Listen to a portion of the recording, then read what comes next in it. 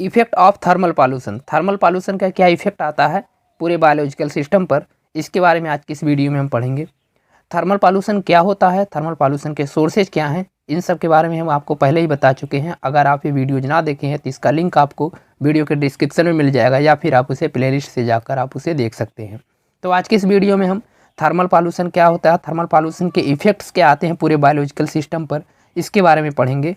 तो सबसे पहले समझते हैं कि थर्मल पॉल्यूशन होता क्या है। थर्मल पॉल्यूशन वो होता है जो मशीनरीज वगैरह, जो इंडस्ट्रीज वगैरह होती है, वहाँ से जो मशीनों को ठंडा रखने के लिए या फिर अदर एक्टिविटीज़ के द्वारा जो हॉट वाटर हो जाता है, या मशीन को ठंडा करने में हॉट वाटर जो होता है उसको डायरेक्टली लाकर किसी रिलेटेड या किसी नेचुरल रिसोर्सेज में, जैसे रिवर या कैनाल में लाकर उसे डायरेक्टली डाल देते हैं। तो वहाँ पर होता क्या है कि हॉट वाटर जब किसी कूल वाटर में पड़ता है तो वहाँ का टेम्परेचर बढ़ जाता है और उनकी ऑक्सीजन लेवल जो रहती है, वाटर में जो ऑक्सीजन का परसेंटेज रहता है वो घट जाता है, जिसकी वजह से जो वहाँ पर एक्वेटिक लाइफ के जो एनिमल्स पाए जाते हैं उनकी डेथ हो जाती है, या उनके लाइफ साइकिल के ऊपर बहुत बुरा इफेक्ट आता है। तो यह हुआ छोटा सा इंट्रोडक्शन क्या होता है थर्मल पॉल्यूशन। फिलहाल इसको हम पहले भी बता चुके हैं, तो आज की इस वीडियो में हम थर्मल पॉल्यूशन का क्या इफेक्ट आता है इसके बारे में समझेंगे। तो चलिए शुरू करते हैं। Effects of thermal pollution, thermal pollution का क्या इफेक्ट्स आता है बायोलॉजिकल सिस्टम पर। तो इसमें होता क्या है, जब थर्मल पॉल्यूशन के जो वाटर से रहते हैं, यानी कि जो वाटर हॉट वाटर जो रहते हैं, जब किसी वहाँ नेचुरल रिसोर्सेज में जाते हैं, या नदी या फिर जो कोई नहर वगैरह जो हो गई उसमें जब ये वाटर जाते हैं तो वहाँ का जो वाटर का टेम्परेचर रहता है वो बढ़ जाता है, जिसकी वजह से जो ऑक्सीजन रहती है वो डिजॉल्व ऑक्सीजन जो वाटर में रहती है वो कम हो जाती है, और इसकी वजह से जो वहाँ पर एक्वेटिक एनिमल्स जो रहते हैं उनके लिए बहुत ज़्यादा प्रॉब्लम्स होती है। तो इसमें जो है वह है reduction in dissolve oxygen, dissolve oxygen में कमी हो जाती है। इसकी वजह से the heated pollutant from various industrial plants increase the concentration of oxygen which an increase in temperature, temperature की बढ़ने की वजह से वहाँ पर पाए जाने वाले जितने भी एनिमल्स हैं उनको बहुत ज़्यादा प्रॉब्लम्स होती है। इसके अलावा जो अगला है डैमेज ऑफ बायोटिक ऑर्गेनिज्म। देखिए, जब अचानक से टेम्परेचर बहुत ज़्यादा बढ़ जाता है तो इसकी वजह से जो उस वाटर बॉडीज में पाए जाने वाले जो एनिमल्स हैं, एम्फीबियंस हैं, फिशेज हैं, या फिर जो भी एक्वेटिक एनिमल्स हैं वहाँ पर पाए जा रहे हैं, वो अपने आप को सर्वाइव नहीं कर पाते और कहीं ना कहीं उनकी डेथ हो जाती है। अगर डेथ नहीं होती तब भी उनके रिप्रोडक्शन पर या फिर उनके पूरी फिजियोलॉजिकल सिस्टम पर कहीं ना कहीं प्रॉब्लम्स होती है। तो इसके अलावा ये सब है तो इससे बहुत ज़्यादा इनको दिक्कत होती है। इसके अलावा जो अगला है change in water properties, water properties में क्या चेंज हो, thermal pollution decrease density and viscosity of solubility of gases in water, water में ये थर्मल पॉल्यूशन जो होता है वो डेंसिटी और विस्कोसिटी बहुत ज़्यादा डिसबैलेंस कर देता है, और इसकी वजह से जो गैसेस रहती हैं वाटर में वो इम्बैलेंस हो जाए, यानी कि वो गैसेस जैसे ऑक्सीजन का परसेंटेज है तो वो इंक्रीज कर जाएगा, तो इसकी वजह से उनको बहुत ज़्यादा सांस लेने में या फिर जो रिस्पायरेशन सिस्टम जो रहता है उनको उससे ज़्यादा बहुत ज़्यादा दिक्कत आएगी। इसके अलावा जो इनको फूड में बहुत ज़्यादा दिक्कत हो, यानी कि फूड सप्लाई जो रहेगी एक्वेटिक ऑर्गेनिज्म को वो बहुत ज़्यादा उनको दिक्कत होगी। इसके अलावा इसमें क्या है कोरल ब्लीचिंग, तो इसके अलावा इसमें होता क्या है कि ये जो due to thermal pollution coral bleaching होती है, और coral bleaching happen when the coral organism die, और इसके वजह से जो कोरल ऑर्गेनिज्म रहते हैं उनकी डेथ हो जाती है। इसके अलावा इसमें जो है वो माइग्रेशन है, माइग्रेशन भी बहुत ज़्यादा प्रॉब्लम, कुछ ऐसे वाटर बॉडीज के एनिमल्स होते हैं जो कि या रिप्रोडक्शन के लिए या फिर ब्रीडिंग के लिए या फिर अपने फूड के लिए एक जगह से दूसरे जगह पर माइग्रेट होते हैं, लेकिन जब उनको बीच में ही ये वार्म वाटर मिल जाता है या हॉट वाटर जब उनको मिल जाता है तो कहीं ना कहीं वे अपने आप को सर्वाइव नहीं कर पाते, और वो उनके लिए या सूटेबल इन्वायरमेंट भी नहीं रहता और अपने वो मंजिल तक पहुंच नहीं पाते। तो इसकी वजह से इनको माइग्रेशन में बहुत ज़्यादा प्रॉब्लम्स होती हैं। आप जानते हैं कुछ फिशेज ऐसी होती हैं जो ब्रीडिंग के लिए या फिर फीडिंग के लिए एक जगह से दूसरे जगह पर माइग्रेट करती हैं, तो उनके लिए बहुत ज़्यादा प्रॉब्लम्स इसमें आती है।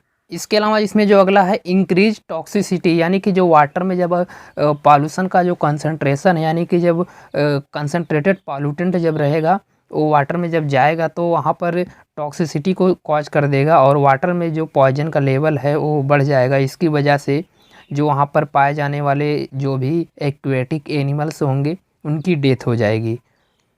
The toxicity in water will increase the death rate in marine life. Marine life या जो भी जहाँ पर भी इस पॉल्यूटेंट को डाला जाएगा वहाँ पर एक्वेटिक एनिमल्स की डेथ हो जाएगी। इसके अलावा जो अगला है disruption of biological activities. Disruption of biological activities का मतलब temperature change disturb the entire aquatic ecosystem. जब वाटर बॉडीज का टेम्परेचर इंक्रीज कर जाएगा या चेंज हो जाएगा तो वहाँ पूरी तरीके से जो एक्वेटिक लाइफ है वो पूरी तरीके से डिस्टर्ब हो जाएगी और पूरा इकोसिस्टम जो एक्वेटिक का है वो भी डिस्टर्ब हो जाएगा।